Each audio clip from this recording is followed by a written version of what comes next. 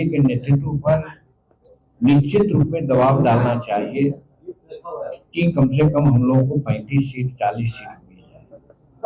और बहुत दुखी थे हमारे कार्यकर्ता इस माने से कि अभी जिला स्तरीय विशुद्धि कमेटी की कमेटी का गठन हुआ 2 महीना पहले।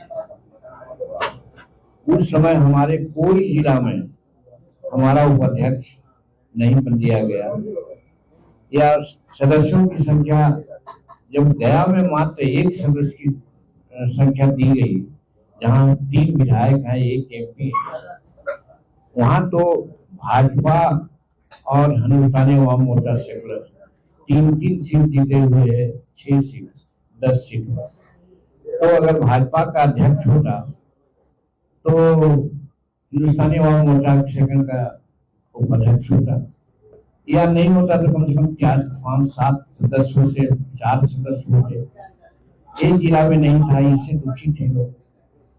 उसकी भांस आज निकाले हैं कार्यकारिणी में लोग। अध्यक्ष पर भी दोषारोपण किए हैं कि आपको इसलिए बोलना चाहिए था। और अभी हाल में प्रखंड अध्यक्षों की जो सूची निकली है विशुद्धि का, लाजिमन जहां जहां हमारे विधायक हैं, 4 विधायक हैं, 8-9 प्रखंड से 10-11 प्रखंड तक हैं, तो उन प्रखंडों का अध्यक्ष तो कम से कम रहना चाहिए हिंदुस्तानी अवाम मोर्चा सेकुलर का। लेकिन कहीं नहीं देखा गया, सब भाजपा और जदयू में बांट लिया। इस वक्त बहुत गुस्सा में लोग थे और अपने नेतृत्व पर भला बुरा भी लोग कहा, साहब आपको बोलना चाहिए,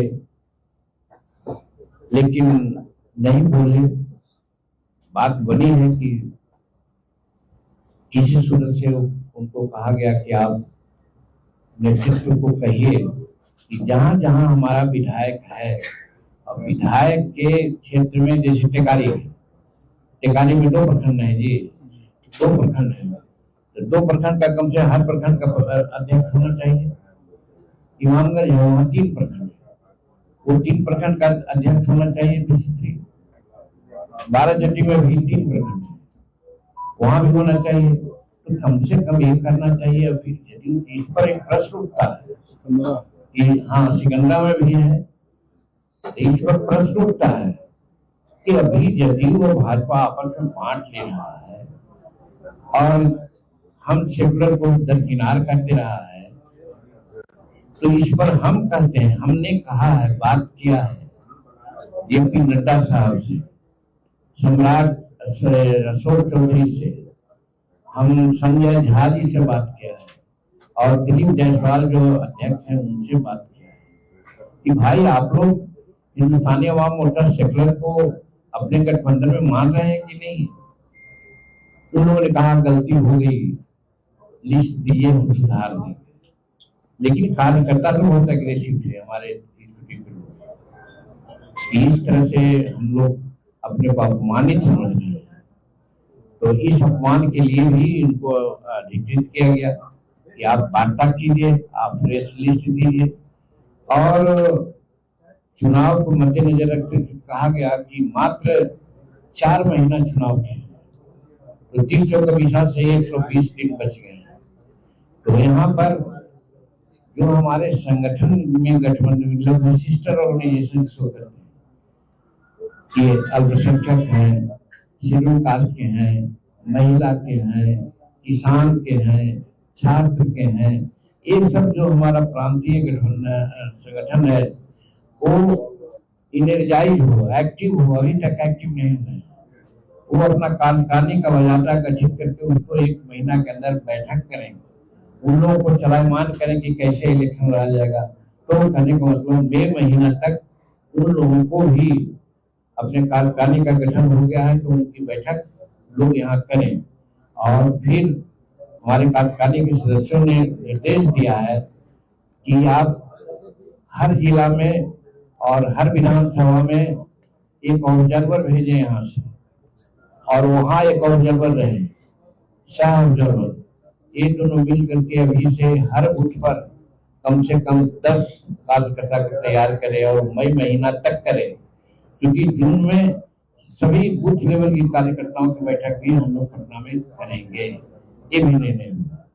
और उसके अलावा संगठन को मजबूत करने के लिए सभी विधायकों से भी राशि मांगने की बात की गई कि आप लोग भी मदद कीजिए, जैसे सीपीआई वाले लोग करते हैं कि एक सर्टेन अमाउंट मांगते हैं अपने मेंबरों से। तो हम लोगों ने भी कहा है कि इस महीना से कम से कम हर विधायक जो हमारे हैं वो 20-20 हजार रुपया हमारे पार्टी कोष में दें, ताकि हमारा काम चल सके।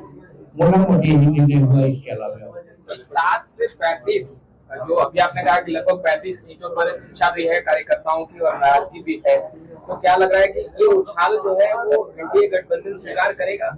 अब करेगा कि नहीं करेगा, हम कहते हैं हमको भूख लगती है, हम मांगते हैं कि हमको मेवा मिष्ठान दीजिए, लेकिन माँ कहती है कि बउआ रोटी सब्जी और मिठाई में कर लो। सबर करते हैं ना, तो आप सबर तो मेरा कहने का मतलब हुआ ना, पार्लियामेंट में हमको 2 पार्लियामेंट सीट और 1 राज्यसभा की सीट कहा गया था कि पत्थर का लकीर है, लेकिन मिला 1।